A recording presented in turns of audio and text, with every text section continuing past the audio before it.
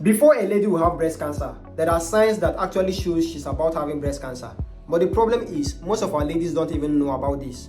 And that is why in this video, I'll be explaining everything you need to know about breast cancer. I'll be telling you the major signs that shows before a lady will have breast cancer. So if you are seeing this face for the first time, do well to hit on the subscribe button. Also share this video to your friends so they can be getting this update you'll be getting every day. Now, one of the ways you will know you're about having breast cancer is if you are always experiencing nodules under your breast. Your breast is always having a kind of hard tissues, which you don't even know its cause. Then you should know you're about having breast cancer. If you're always experiencing nodules under your armpit, then you should know you're about having breast cancer. There are times whereby you experience an abnormal change in the size and shape of your breast. All of a sudden, the breast just gets bigger, sometimes it gets smaller, just without any cause. Then you should know you're about having breast cancer. There are times whereby you also experience rashes around your breast, scars around your breast, pains on your breast. Then you should know you're about having breast cancer. There are people who also experience a kind of change in the color, and thickness of the skin around their breast. And you think it's normal. It's not normal. It shows you're about having breast cancer. There are times whereby you experience tenderness of the breast. The breast just gets swollen all of a sudden and you think it's a normal thing. It's not a normal thing. It shows you're about having breast cancer. There are times whereby you also experience breast milk or fluid dropping from your nipples when you are not pregnant or when you are not breastfeeding a baby. Then you should know that it is an early sign of breast cancer. So if you're having any of these signs and symptoms I've explained, do well to reach out to the hospital so you can have yourself checked at early stage. Because when it's early, it can actually be managed and it will be prevented from getting to cancer. But when it gets to an advanced stage, that's when management becomes hard and it will finally become cancer. So if you enjoyed this video, do well to hit on the subscribe button. Also share it to your friends so they can get this update you have gotten. And I wish you a good health. See you next time. The rate of infertility is now becoming alarming, and that is why in this video I'll be telling you the major tips you need to put in place to be able to get pregnant naturally without stress. Because I am very much aware that most people have been trying to get pregnant, men trying to get their women pregnant, women trying to conceive, but despite several trials, they still become unable to get pregnant. And this is because most of them don't even know these things I'll be explaining in this video. So in case you are seeing this face for the first time, do well to hit on the subscribe button so you can be getting more videos like this, because these are the kind of videos I post daily for your consumption. Now, one of the things you must put in place if you're trying to get pregnant and you have been unable is, number one, you need to make sure you are having sex during your ovulation period. Most people only have sex when they feel like, and this does not help your chances of getting pregnant, because pregnancy only happens during your ovulation. So if you're that kind of person that stays away from your wife, or you're that kind of person that stays away from your husband, you only have sex just once in a month, once in 2 years, your chances of getting pregnant will be drastically reduced, because you might not have sex during your ovulation, and when you have sex when you're not in ovulation period, you will definitely not get pregnant. So having sex during your ovulation period is very, very important. And number two, you need to track your ovulation. As a woman, you need to know how your body operates. You need to know your menstrual cycle. You need to know the days in which you're ovulating, so that these days are the days in which you have sex. While you have sex during your ovulation period, it is very important to note that sperm cells live for 5 days and the female egg lives for 3 days. So you need to make sure you are having sex within an average of 3 to 5 days during your ovulation period to make sure you have a high chance of conceiving as a woman. Number 3, positioning. Most people feel that positioning influences their chances of conceiving, but it doesn't. So some people feel going up or going down is the way in which you can promote the sperm cells from moving into the ovaries, but it doesn't really influence, because sperm cells have the ability of swimming very fast. If your man produces healthy sperm, they can swim fast to your ovaries and fertilize your eggs, and you conceive as a woman if you are ovulating. So positioning does not influence your chances of conceiving. Number 4, nutritional status. As a man or as a woman, you need to make sure you're on adequate balanced diet, because when you are not on balanced diet, you will not produce quality egg as a woman, and you as a man, you will not produce good sperm to fertilize your woman's egg. So you need to also make sure that you are always on good diet if you are trying to conceive. Number 5, make sure you are not having an STI or any infection that has to do with the reproductive organs. As a woman, make sure you're not having endometritis, make sure you're not having gonorrhea, make sure you're not having yeast infection. As a man, make sure you're not having yeast infection, make sure you're not having staphylococcus infection in your body, to make sure your body produces quality sperm and to make sure that your organs are fit for conception. Because you might have good sperm and you might also have good egg, but if the organs are not healthy, you will not conceive. So always make sure that you are not having any of this infection I've mentioned or other infections.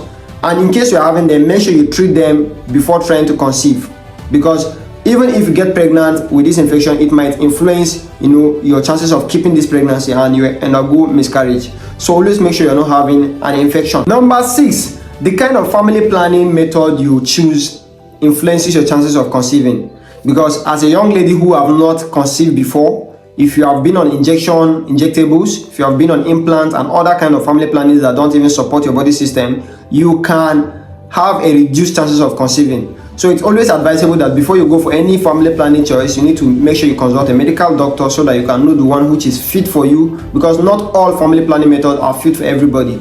So you need to know the one that is fit for you, and you make a right choice, and the doctor will also make a right recommendation for you before you can go on any kind of family planning method. And in case you have been on family planning method and you are not unable to get pregnant, do well to reach out to me on the comment section so I can help you and answer your question, and also see how I can offer a solution to your problem.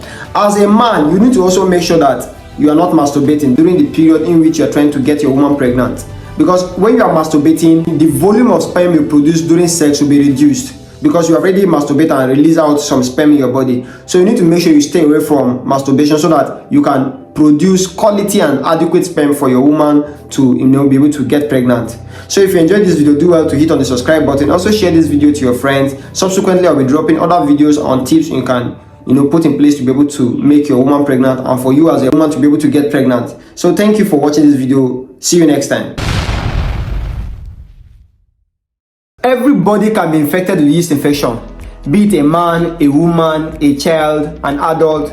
Everybody can be infected with this infection, and that is why in this video I'll be telling you everything you need to know about yeast infection. I'll be telling you what causes yeast infection, the symptoms of yeast infection, how you will know you have yeast infection, that's what I mean, and how you can prevent this infection, and as well the medications you will use to treat yeast infection successfully. Because the major complaint that people keep giving is they have been treating yeast infection for weeks, months, years, and despite this treatment, this yeast infection keeps coming back. But that is because you've not used the right medications, or maybe you might have not used the right approach to treat this yeast infection. And I'll be explaining everything you need to know about this in this video.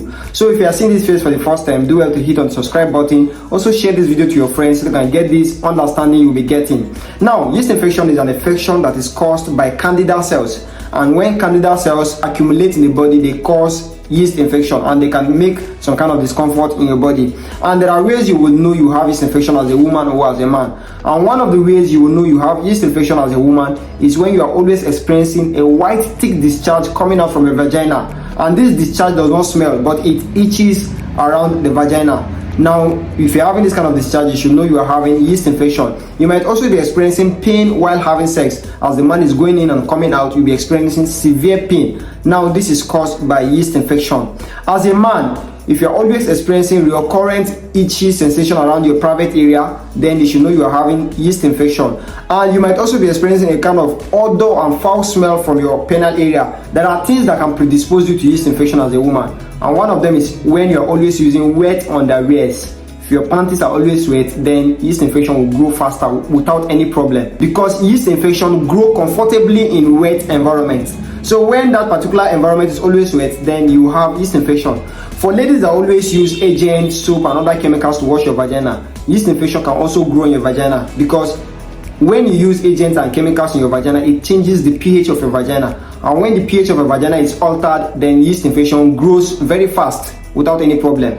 Now, there are instances whereby you also take antibacterial medications without prescription.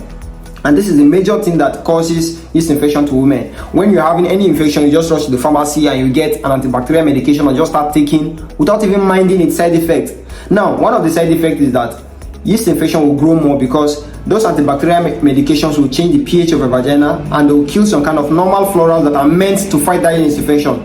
So when you're just taking these antibacterial medications anyhow, the particular normal florals that are meant to be fighting that yeast infection will be killed, and your body will be exposed to yeast infection. So always do well to go for medical prescription before taking antibacterial medication in order to avoid yeast infection. As a man, if you are that kind of person that's always using dirty underwears, wet underwears, you might experience yeast infection as well. And if you are the kind of person that is always having intercourse with people that are infected, you don't have one partner, you always jump from this one to this other one, you can have yeast infection, because those people might be having yeast infection, and if you get from this person, you can transmit it to the other person, and the other person can also transmit it to you, and that's how you can get yeast infection. So always do well to make sure your underwears are always dry, and make sure you are using, clean underwears. Now, there are medications that people would always use for yeast infection, and these medications I'll be explaining to you will be best used under doctor's prescription, and one of them is fluconazole.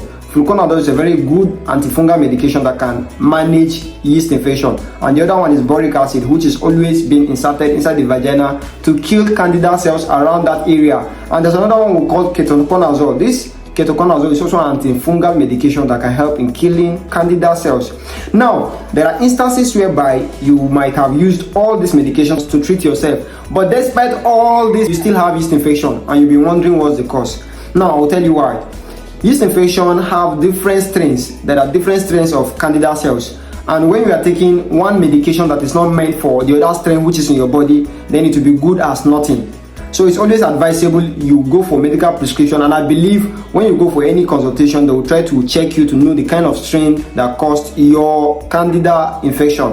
And there's another medication I will be recommending to you very strongly, but this medication will be very much effective if you use it under doctor's prescription, and this medication is terbinafine. And terbinafine is a broad spectrum antifungal medication that can kill any kind of candida cells in your body. So if you're that kind of person that have been complaining that despite the use of other antifungal medications, you've not been having a solution, then terbinafine is a very good choice. But mind you, it is best used under doctor's prescription. Don't go to the pharmacy and get terbinafine and start taking all by yourself. There are side effects attached to it, but then it is a broad spectrum antifungal medication that can kill any kind of candida cell in your body. So if you enjoyed this video, do well to hit on the subscribe button so you can be getting more videos like this every day.